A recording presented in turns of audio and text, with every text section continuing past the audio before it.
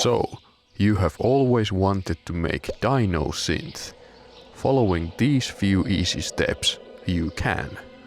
Dino Synth is of course yet another subgenre of dungeon synth, and it isn't even really one of the weirder ones at that.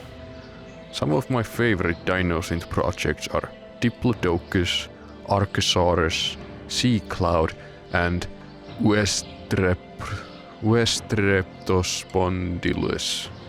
Yeah, highly recommended listening for inspiration. The main aspect that makes Dino Synth its own thing is typically found in aesthetics like the band name, album cover art, and song titles, but there are some musical elements that are common throughout different Dino Synth releases. These are some of my observations on how to approach making a Dino Synth song. First of all, many Dino Synth tracks tend to rely on mid-paced or slower tempos and quite minimalistic compositions. There is something primal about repetitive, simple, droning melodies that brings to the mind the Mesozoic era.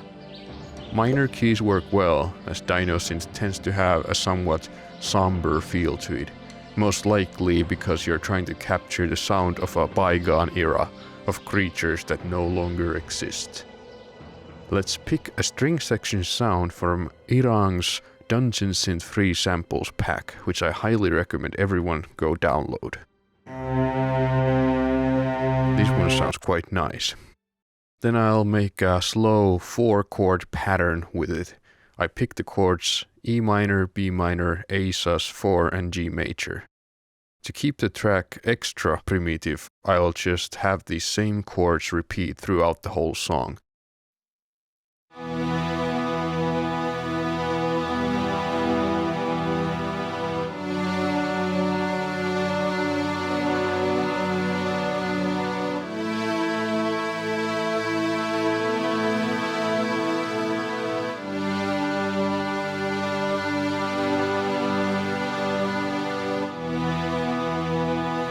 To make the song a bit more interesting, I'll add some very slight melodic elements with this recorder sound from the free Nordic folk samples pack that you can get for free from my Bandcamp page.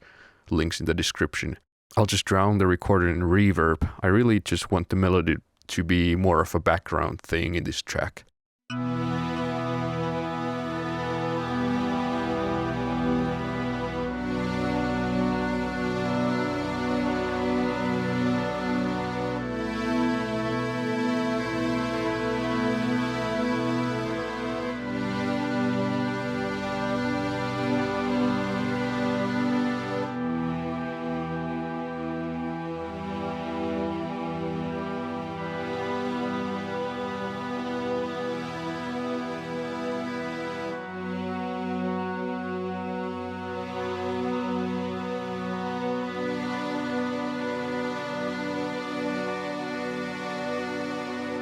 While many Dino Synth songs don't really feature any percussion at all, I feel like simple, repetitive percussion brings to mind dinosaurs steadily marching on. So for my example track, I'm going to use this timpani sound from the Symphonic Orchestra plugin by EastWest, which is a subscription-based plugin service.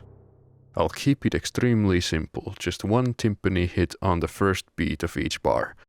I want the percussion to be heavy to evoke images of stomping dinosaur, so I will add a couple more percussion samples to beef the drum sound up a bit. These percussion sounds are from my free Nordic folk sample pack again.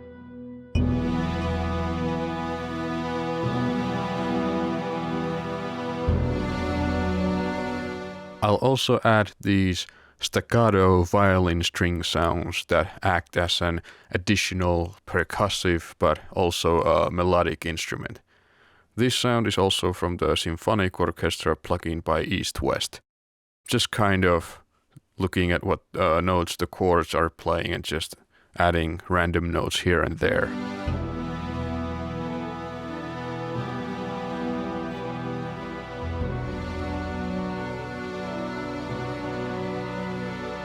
I'll also drop down a couple of these jaw harp samples from the free Nordic folk sample pack. Personally, I feel like the jaw harp has an extra primitive sound to it, perfect for this song.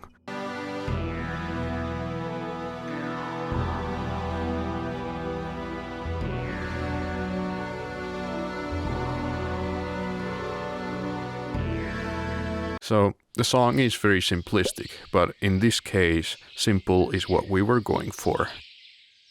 Now, finally, an element that is heavily featured in most Dino Synth projects is sound design. Easy ways to evoke the primal, natural environment would be to include field recordings of rain, thunder, tropical birds, jungles, that kind of stuff. But my favorite Dino Synth songs are the ones that include dinosaur calls, like in Return of the Thunder Lizard by Diplodocus, which is my all-time favorite Dino Synth song. You could go look for some free dinosaur sound samples from freesound.org. Let's see. The fuck? Okay, some of these are quite funny. For the heck of it, I'm going to make my own dino cries.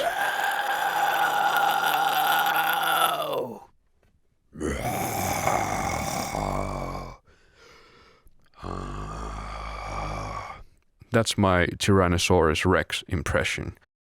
Now I'll just slow it down to make it sound like it's coming from something that's 100 times heavier than me.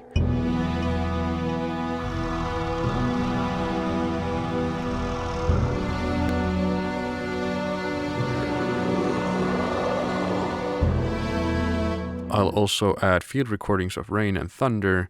This is simply for lore building elements, as the reason that the dino in my song is mad is because it hates rain. I'll also add some bird sounds, and I'll slow them down a bit to make them sound like bigger birds, I guess.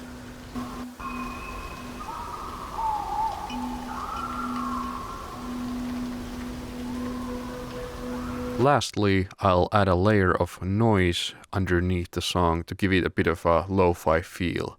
A bit of an analog recording sound, I guess. And one way to get some good sounding lo-fi feel to your track is with this vinyl plugin by Isotope, which is free, by the way. Just drop it down to your master channel and it lets you choose the era of vinyl you want to emulate. You can also add some noise, hiss, and dust crackling here if you want.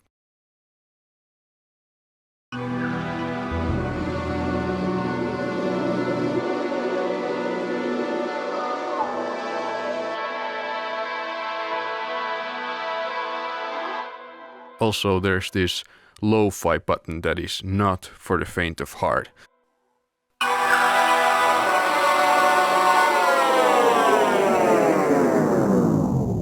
It's definitely too much for Dino Synth, but it might be more fitting for Keller or Dungeon Noise projects, so we'll get back to that in later tutorial probably.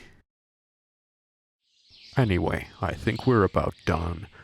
I already have a Dino Synth project called Message in the Amber, so this will act as a new Message in the Amber song.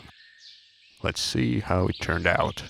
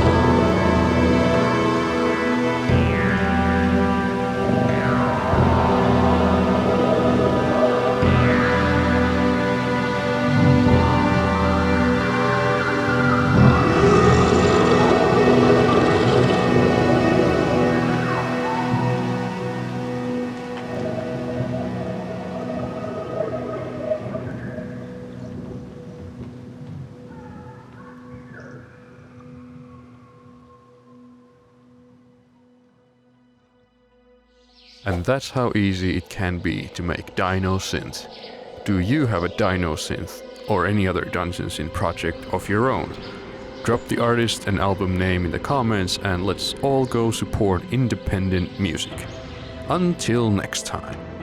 If you want to hear more Message in the Amber songs, go check out the Juranoid Message in the Amber split album out through Savo-Karelian Productions. Oh, and if you want to get updates on future Dungeon Synth tutorials, subscribe and hit the bell thingy. Thanks, bye.